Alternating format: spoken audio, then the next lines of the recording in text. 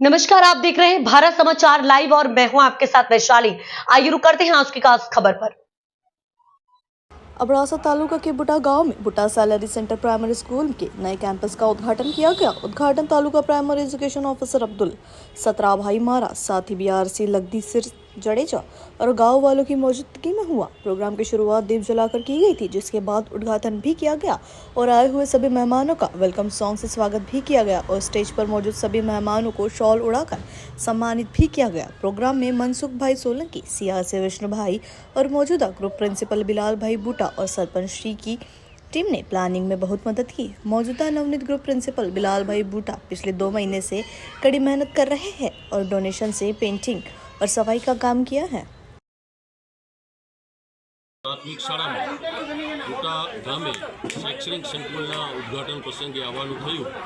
ગામની શિક્ષણની સક્રિયતા અને સજાગતા નિહાળી ખરેખર ખૂબ જ આનંદ થયો છે।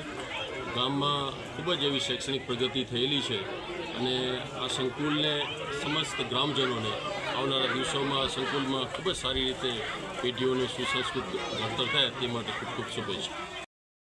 પગાર કેન્દ્ર શાળાના નવા ભવનના ઉદ્ઘાટન પ્રસંગે હાજર રહેવાનું થયું। ગામજનો અને મોટી સંખ્યામાં વાલીઓ આજે હાજર રહ્યા।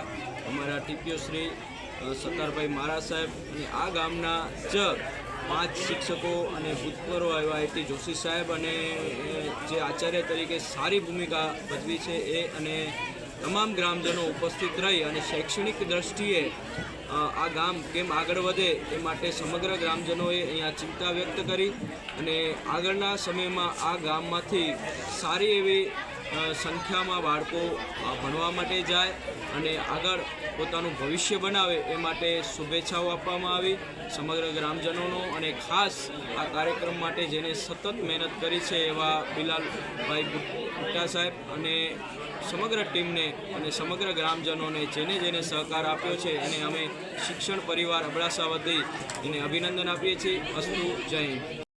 ભાઈ તુલસીદાસ જોશી, હું અહીંયા ગ્રુપ આચાર્ય તરીકે છેલ્લા 33 વર્ષ અને શિક્ષક તરીકે 39 વર્ષની સેવા આપી છે।